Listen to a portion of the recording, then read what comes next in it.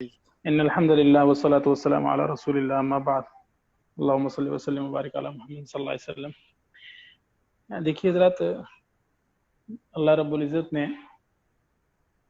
ہم سب کو پہلے بنیادی طور پہ انسان پیدا کیا، پھر مسلمان پیدا کیا، اور پھر نبی صلی اللہ علیہ وسلم کی امت میں پیدا کیا۔ یہ احسانات ہیں اللہ رب العزت کے ہم پہ۔ جب اللہ رب العزت انسان کو پیدا کرتے ہیں اس کے بعد انسان کے ذمے کچھ ذمہ داریاں لگا دیتے ہیں۔ سماجی ذمہ داری ہوتی ہے، معاشرتی ذمہ داری ہوتی ہے۔ سماجی اور معاشرتی ذمہ داری میں انسان کا جو ہے نا سب سے اہم جو کام ہوتا ہے وہ ہوتا ہے کہ انسان اپنے لیے کسب معاش کا راستہ تلاش کرے، اور وہ راستہ حلال ہونا چاہیے، درست ہونا چاہیے، اس میں کسی قسم کے حرام کا عنصر نہ ہو۔ اب حلال اور حرام کی تمیز اللہ رب العزت نے انسانوں کے لیے رکھی ہے، جانوروں کے لیے نہیں۔ پھر انسانوں میں اللہ رب العزت نے حلال کی خاص تمیز مسلمان کے لیے رکھی ہے۔ جو اللہ کو نہیں مانتے یا اللہ کی نہیں مانتے تو وہ لوگ اس چیز سے خالی ہیں، اگرچہ اجازت نہیں ہے لیکن لوگ نہیں کرتے۔ کیونکہ جس سلسلے سے ہم لوگ جڑے ہیں یا جس سلسلے کے حوالے سے ہم لوگ اکٹھے ہیں، تو یاد رکھیے کہ یہ کسب معاش ہے، یعنی روزی یا رزق کمانے کا ذریعہ ہے۔ زمانے کے گزرنے کے ساتھ ساتھ بہت سارے تغیرات اور تبدلات آتے ہیں، حالات تبدیل ہوتے ہیں، وقت تبدیل ہوتا ہے، روزگار کے ذرائع تبدیل ہوتے ہیں۔ اسی زمانے میں لوگ ٹریڈ کیا کرتے تھے۔ مثال کے طور پہ میرے پاس نمک ہوتا تھا پتھر کی صورت میں جا کے نمک فروخت کرتا اور اگلے بندے سے اپنی ضرورت کی چیز گندم، چینی، آٹا، چاول کچھ بھی لے سکتا تھا۔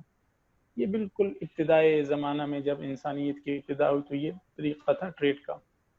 وقت کے گزرنے کے ساتھ ساتھ چیزوں میں تغیر اور تبدل آتا گیا، اور آج ایک ایسا وقت ہے کہ ہم لوگ ٹریڈ کی دنیا کی انتہا پہ بیٹھے ہیں۔ میرے خیال میں اس سے آگے اب کوئی انتہا ہونے نہیں لگی کہ اب ہر چیز جو ہے نا ہم لوگوں نے اپنے خلا میں موجود جو ریز ہوتی ہیں، جو سگنلز ہوتے ہیں، اس کے ذریعے ہم لوگ اپنے معاملات کو اور مصارف کو پورا کر رہے ہیں، معاملات کو دیکھ رہے ہیں۔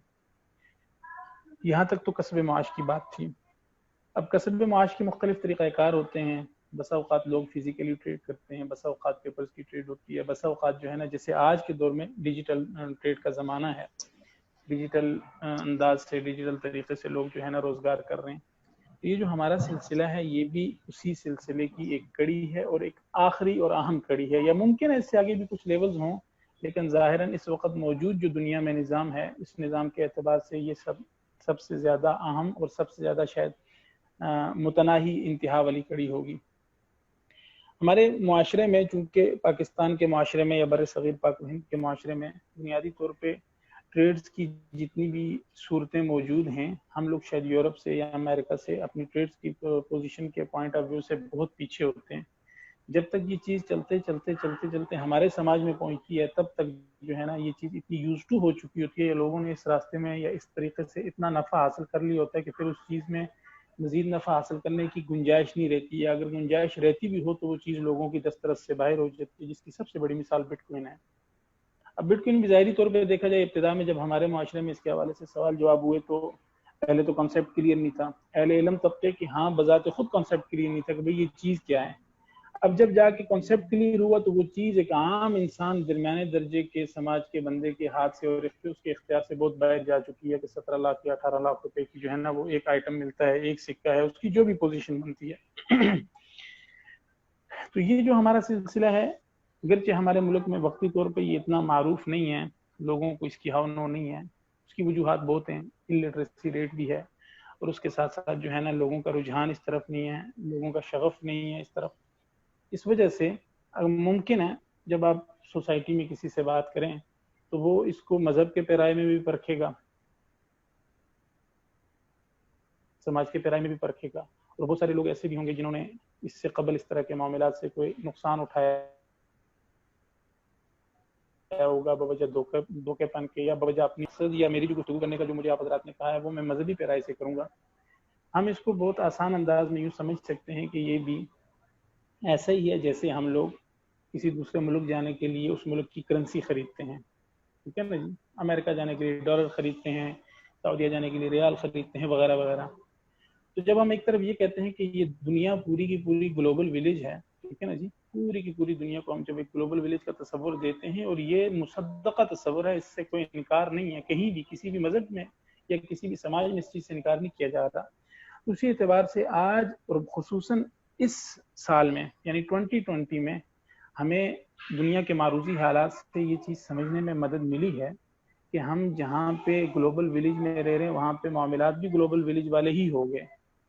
یہ لاک ڈاؤن کے زمانے میں اور یہ کرونا کے زمانے میں جہاں دنیا بھر کا فزیکل ٹریڈ ٹھپ ہو کے رہ گیا بالکل، یعنی کہ ایک قسم کا دنیا کا پہیہ جام ہو گیا، اسی دور میں آخر کوئی نہ کوئی ایسی فیلڈ تو تھی، کوئی نہ کوئی ایسی لائن تو تھی جس کے ذریعے دنیا میں جو لوگ زندہ رہ رہے ہیں انہوں نے اپنے نظام کو، اپنے کاروبار کو چلانا تھا. اس کے لیے ایک پلیٹ فارم مہیا ہوا. وہ پلیٹ فارم کیا ہے؟ بہت سمپل، سیدھی سی آسان مثال کے ساتھ میں بات سمجھاؤں گا کہ وہ یہ ہے جیسے ہم دوسرے ملک جانے کے لیے یا اپنی ضروریات کو پورا کرنے کے لیے کرنسی پرچیز کرتے ہیں اور پھر اس کرنسی کے ساتھ ٹریڈ کرتے ہیں، بیان ہی یہ بھی اسی کی جیسی مثال ہے. صرف فرق اتنا ہے کہ وہ جو کرنسی ڈالر یا درہم کی صورت میں ہوتی ہے وہ فزیکل نوٹ کی صورت میں کرنسی ہوتی ہے، اور یہ جو کرنسی ہے مثال کے طور پہ ایتھیریم ہے تو یہ فزیکل تو نہیں ہے لیکن ڈیجیٹل ہے. ٹھیک ہے نا جی. پھر بس اوقات آپ کے ذہن میں یہ بھی آ سکتا ہے یا کوئی بندہ یہ بھی سوال کر سکتا ہے جس کو تھوڑی بہت معلومات ہوں دینی فقہی احکام کے بارے میں کہ بھئی جو چیز خریدی یا بیچی جاتی ہے اس کا وجود ہونا ضروری ہے. ٹھیک ہے نا جی. اس حوالے سے عرض یہ ہے کہ یہ جو چیز ہے اس کا وجود اس اعتبار سے ضرور اس کا وجود اس اعتبار سے ثابت ہے کہ اس وقت دنیا میں مختلف ممالک میں اسی کرنسی، ٹھیک ہے نا جی، اسی کرنسی سے آپ خرید و فروخت کر سکتے ہیں. اس کی ATM مشین موجود ہیں یا اس کو آپ کنورٹ کر کے اپنی ضروریات کی زندگی کو پورا کر سکتے ہیں. یہاں تک تو بات آ گئی جس کرنسی کو یا جس چیز کو لے کے آپ نے ڈسکس کرنا ہے یا جس چیز کو لے کے آپ نے اپنے کاروبار کا آغاز کرنا ہے. اب رہی بات طریقہ کاروبار کیا ہے. طریقہ کاروبار کے حوالے سے یاد رکھیے کہ دنیا میں اور خصوصاً اسلامی دنیا میں، مسلم دنیا میں جو کاروبار کے جائز اور مروجہ جو طریقے ہیں وہ بڑے یعنی کہ واضح ہیں، چند ایک ہیں جن کو انگلیوں پہ گنا جا سکتا ہے. جہاں تک میں سسٹم کے بارے میں سمجھا ہوں، میرے سامنے یہاں پہ جو سسٹم ہے فورسیج کا، اس میں دو طرح کے جو انہوں نے یعنی کہ سسٹم رکھے ہوئے ہیں. اس کی تشبیہ یا اس کی مثال جو ہے نا ہماری اسلامک جو ٹریڈنگ ہوتی ہے اس میں دو چیزوں سے ملتی جلتی ہے. ایک ہے مشارکت یعنی شریک کار کی صورت، پارٹنرشپ کی صورت، اور دوسری ہے مضاربت. مضاربت کا کیا مطلب ہوتا ہے کہ ایک شخص پیسہ تو لگا لیتا ہے لیکن کام نہیں کرتا. ٹھیک ہے نا جی. پیسہ کسی کا ہوتا ہے، کام کوئی کرتا ہے اور منافع دونوں اکٹھا کرتے ہیں یا منافع دونوں کو ملتا ہے. تو یہاں پہ جو آپ کے پاس پورشن ہے X4 کا، شاید میں یہ صحیح کہہ رہا ہوں یا اگر غلط ہوا تو آپ حضرات تصحیح کیجیے گا، کہ یہاں پہ بھی تقریباً ملتی جلتی یہی صورت ہے کہ ایک شخص انویسٹمنٹ تو کرتا ہے لیکن اگر اس کی ٹیم میں 2 سے 4 افراد ہوں اور وہ کام اچھے انداز سے کریں تو اس کا پروفٹ یا اس کا جو یعنی کہ اس کا جو روزگار میسر آ رہا ہوتا ہے وہ انویسٹر کو بھی ملتا ہے اور اس کے ساتھ کام کرنے والے افراد کو بھی ملتا ہے. ایسے ہی ہے خالد صاحب؟ میں غلط تو نہیں کہہ رہا ہوں؟ جی مجھے کنٹینیو کریں، ماشاءاللہ کنٹینیو کریں پلیز. جی. جبکہ جو دوسری صورت ہے آپ کے پاس X3 کا جو لاٹ ہے یا X3 کا جو پورشن ہے اس کی مثال ہم اپنی کاروباری صورت میں لے سکتے ہیں پارٹنرشپ پہ، جس کو ہم شراکت کہتے ہیں یا مشارکت کہتے ہیں، کہ ہر شخص اپنی حیثیت اور اپنی قوت اور طاقت کے مطابق جو جتنی محنت کرے گا وہ اتنا اس کا صلہ پائے گا. ٹھیک ہے نا جی.